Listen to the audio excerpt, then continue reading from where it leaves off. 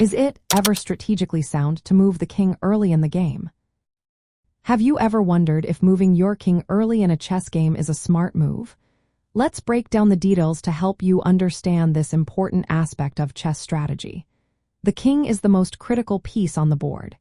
If you lose your king, you lose the game.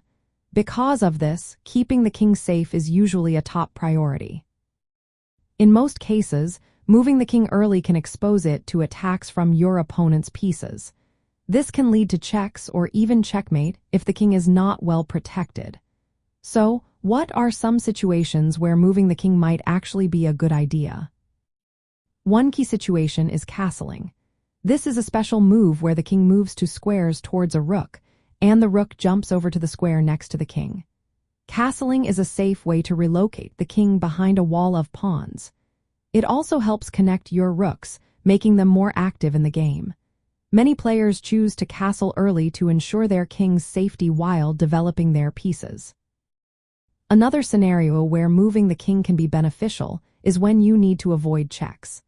If you see that your opponent is about to check your king with a bishop or queen, moving the king to a safer square can prevent that threat. This kind of proactive move can keep your position strong and allow you to continue your strategy without interruption. As the game progresses into the endgame, the king's role changes. With fewer pieces on the board, the king becomes a powerful piece in its own right.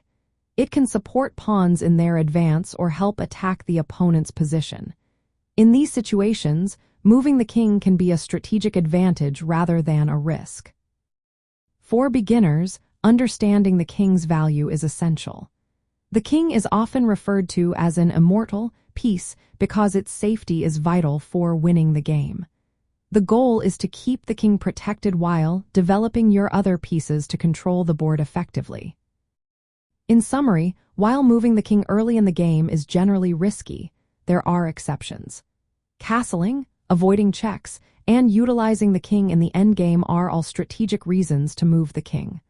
Always consider the position and potential threats before deciding to move your king. Keeping these points in mind will help you make better decisions in your chess games.